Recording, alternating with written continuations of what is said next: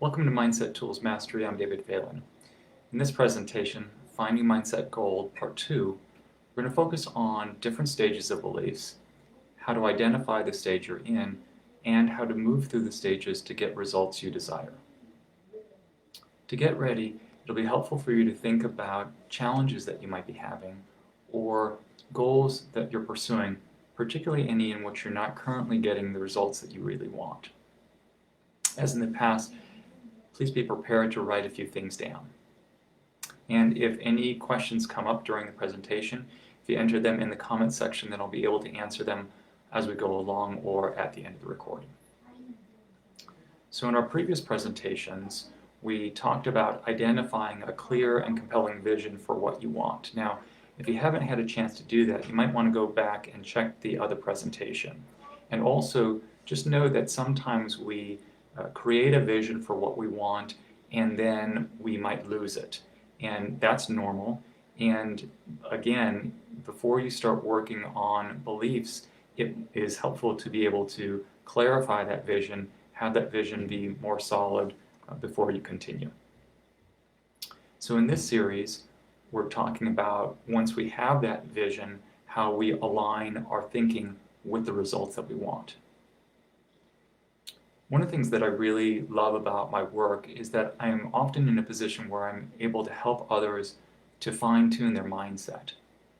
And when I think about that, one of the things that really is striking for me is that God has created our minds, and our minds work in a very specific way. And when we operate consistently with that design, that's when we get the best results. God has also created in us the capacity to grow and the desire to achieve. And when our desire is rightly ordered, our achievements are for our good and the good of others, and at the same time draw attention to how all things have been designed, what some people would call God's glory. So it's healthy and it's holy to pursue results that are rightly ordered. So having that sort of as a backdrop, I'd like to dive into the stages of belief. And to illustrate beliefs changing, I'd like to tell you the story of when I first started seeing clients.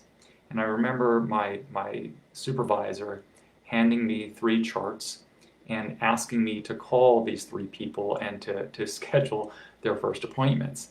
And what went through my mind was, what do I say when I call them? And when I have the first appointment, like, what am I going to say and what are we going to do, right? So that was where I was when I started. Now, it's 18 years later, and I've done more than 2,000 first sessions. And actually, 18 years is just my private practice. That goes back years before that, right? So I've seen all of these first clients in that time, and so now my level of certainty is very different. My belief in my ability about how I was going to handle that first session is very different. So whereas when I started, the thought was that seeing a client for the first time is hard, now the thought is seeing a client for the first time is easy. I know exactly what I'm going to say in my first session. I have no doubt about that, and I really don't have to give that a whole lot of thought even. And even though each client is different and there's a lot of variation, I have complete confidence in my ability to handle whatever comes up in that first session because I've done it over and over and over again. Now, what strikes me as I think about that story is that I could have gotten to that place where I believe that seeing a client for the first time is easy. I could have gotten there faster and with less pain and with less difficulty if I had understood then these principles that I'm sharing with you. So if you're working on a new result, if you're trying to adopt a new belief, how do you know if your belief is not where it needs to be? So how that's going to show up for us is a lack of confidence. You might notice that you feel unsettled when you think about the result or when you think about that belief. You might feel nervous, scared, or apprehensive like I was feeling before seeing those clients.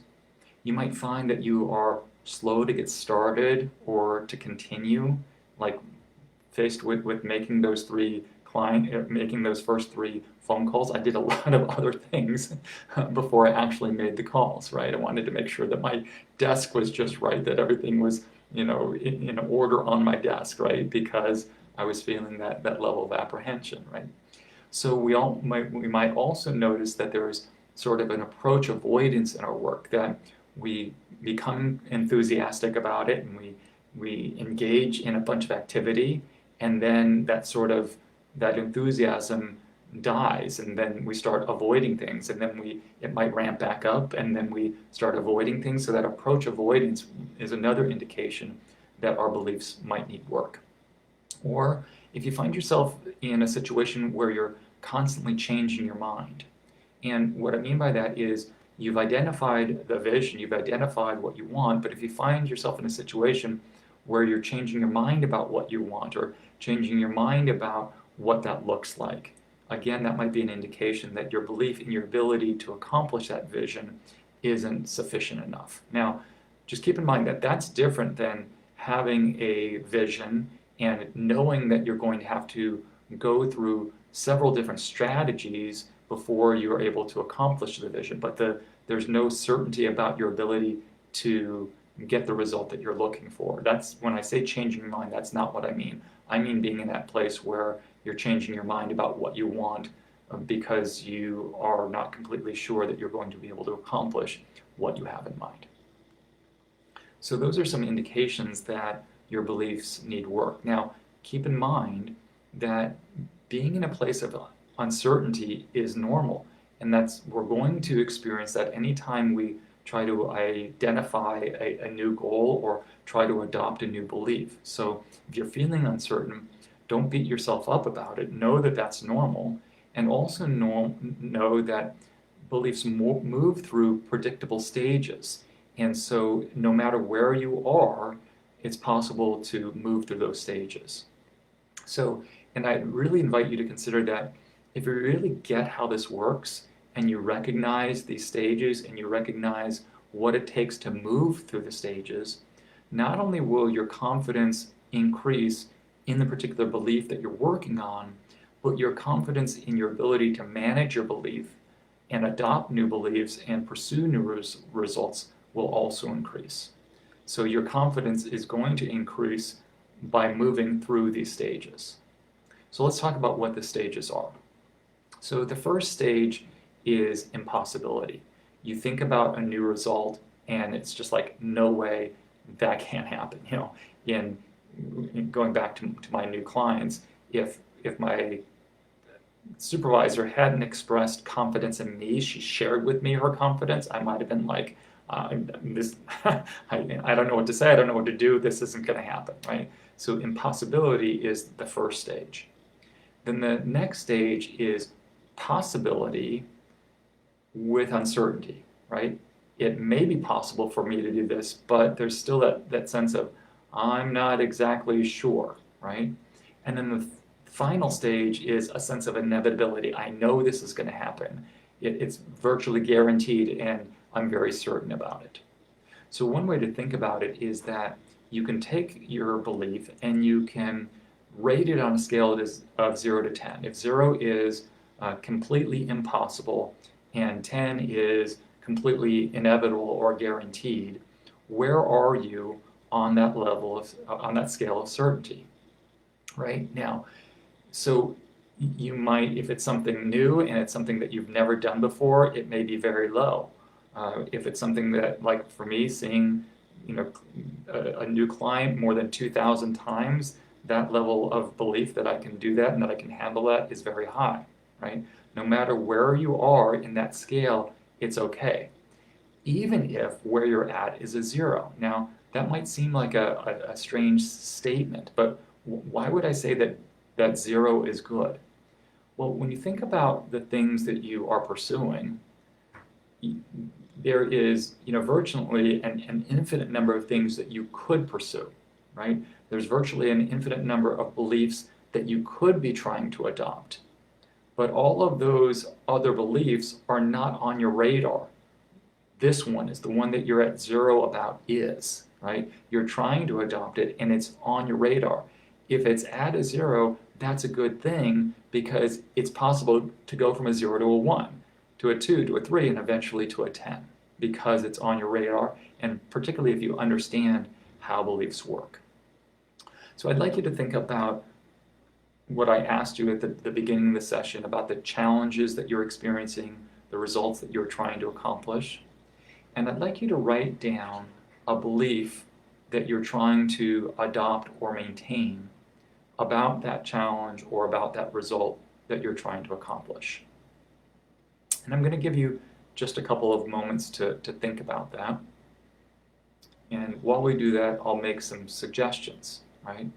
So it could be a belief about launching a new product or service. It could be a belief related to being able to turn your business around. Or it could be outside your business. It could be a belief about your ability to have a healthy relationship, or a belief about your ability to overcome your fears.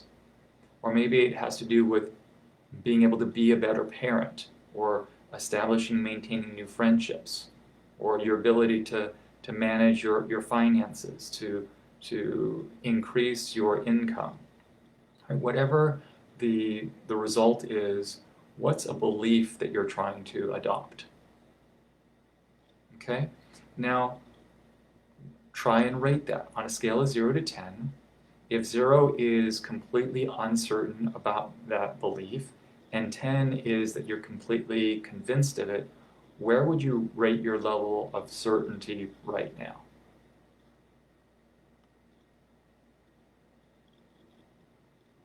Okay, and then as you think about that, if impossible is at the low end of the scale, and possible certain is in the middle of the scale, and inevitable certain is at the high end of the scale, which stage are you in? And again, remember, whatever stage you're in is okay. I'd also invite you to consider that whatever stage you're in, that God loves you right where you're at. God's love for you is infinite, and it's not dependent on the outcome of your efforts. And so what that means is that God is not going to love you more if you are more certain or if you accomplish more, and God's not going to love you any less if you are completely uncertain, if you lack confidence, if you fail or you mess something up, right? So from that place of security, then we're able to work on our beliefs. So now that we know about the stages, let's talk about how we move through the stages. How do you go from uncertainty to certainty? So again, think about the example that I used of seeing clients for the first time. Initially, I was very uncertain about my ability to do that, right? But seeing clients over and over and over again provided more references for me. And the kinds of references that are provided for me was nothing bad happened. I did make mistakes at times, but even when I made the mistakes, again, nothing bad happened. And recognizing the mistakes, I was able to get better. And I could see that I made the progress. So all of those were references. And so it's the references that increase the sense of certainty, right? Now I believe that I can see clients for the first time and that really it's easy because I have all of these references. So finding the references is what moves us through the stages. So keep in mind, as we've talked about before, the reason this works is that it is because beliefs are not in the category of true or false. Is it true that I can see a client for the first time, or that it's easy? Is it false? Beliefs aren't in that category. Beliefs are in the category of they're either supported or not supported. So I believe I can see a client, that it's easy to see a client for the first time because I have sufficient support. The references are the support. Okay, so pick one of the beliefs that you're trying to adopt or maintain and ask yourself this question. Can you think of one additional reference that supports that belief? One additional reference that lets you know that that belief is possible. Now, if you have difficulty with that, don't worry. In the next presentation, we're going to dive more deeply into how do you actually find references, right? And I'm really looking forward to that presentation. But if you aren't able to come up with anything, that's okay. So I really enjoy doing this work, and I had an example yesterday. I was working with a client, and he has a goal of getting into a different industry.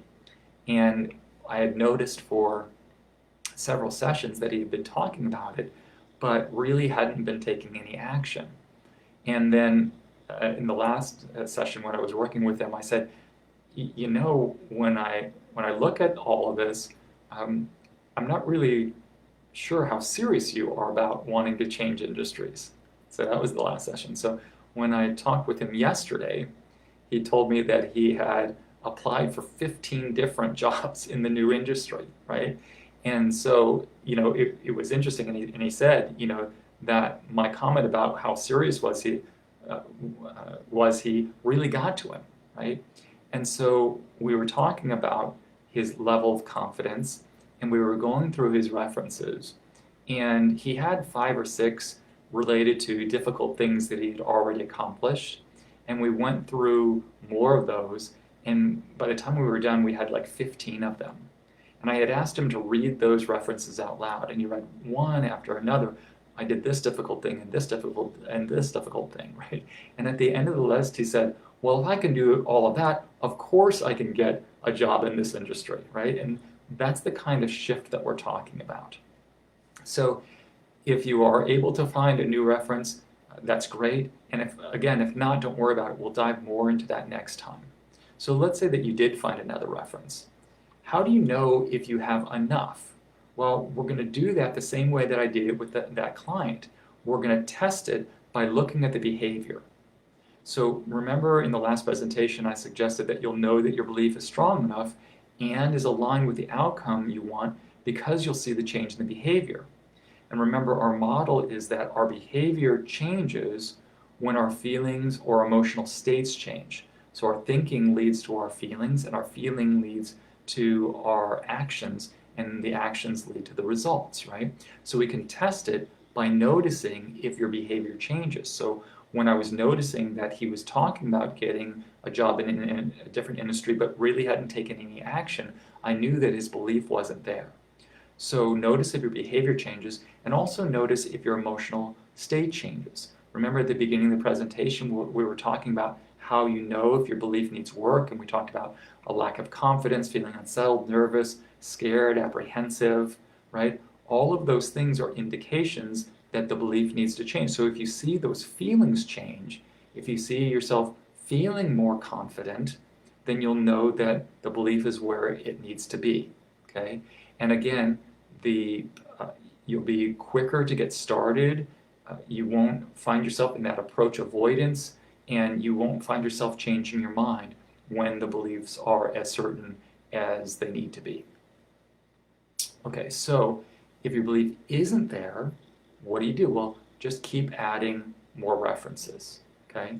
And what I would suggest to you is that you're better off spending time working on your beliefs than trying to take action when your beliefs aren't certain. And my client from yesterday is a really good example of that. He had filled out a couple of applications, right? But it was really difficult and painful for him to do it because his level of belief wasn't certain enough. And he was thinking about getting this job, but he was also hedging by saying, you know, well, maybe if I, can get this job, it's not the ideal job, it gets me one step closer. And I said to him, that's fine, but if you really believe that you could get the job that you want, would you be applying for these other jobs? And so he recognized it. So it's better to spend the time working on our beliefs to get to a place of certainty than to try to take action when we're not certain. Now, how does being grounded in our faith help us with this work? Well, again, keep in mind the things that we've talked about. Remind yourself that God set it up this way. This is the way the mind works. And again, pursuing our goals that are rightly ordered is good for you, good for others, and it glorifies God. God wants us to pursue goals.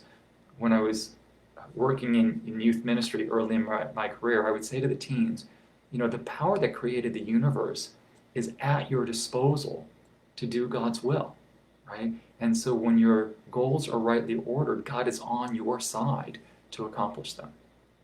Remind yourself you're in a secure place, right? You're secure in God's love for you. And remind yourself also that God has given you everything that you need. Whatever goal you're pursuing is just a bonus, right? And so if you recognize that I already have everything that I need, and then I'm able to pursue goals from that place of abundance, then there's a great freedom in that.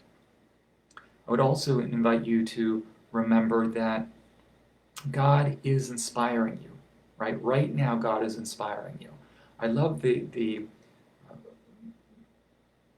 idea that the Hebrew word for breath and spirit is the same. It's ruach. And when God created us, God breathed his spirit into us, right? Well, that work of God didn't stop. God continues to inbreathe us. Every moment of every day, God is breathing life into us. That's why we continue to be able to breathe. And so if we let our work come from this place of trusting that God is inspiring us, right, it can go a long way in helping us with our confidence. So that's the stages of belief, and I'd like to talk to you a little bit about what's coming up. So last time we covered what beliefs are and how they work, and today we went through the stages of belief and how to move through them. In part 3, we're going to talk about collecting the references, and again, I'm really excited about that. I hope that you join us for that. How to collect the references that support our new beliefs.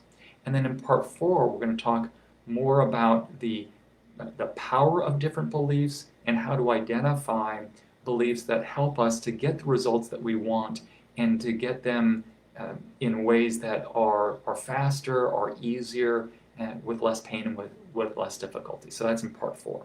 So again, as before, I know that this is a lot of information.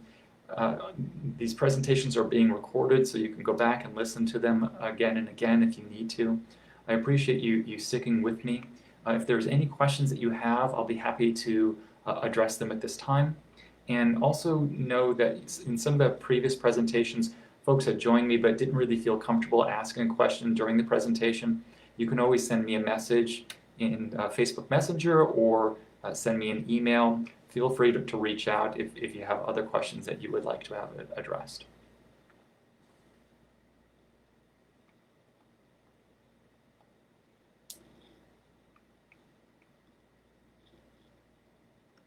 Okay, so again, tools with you.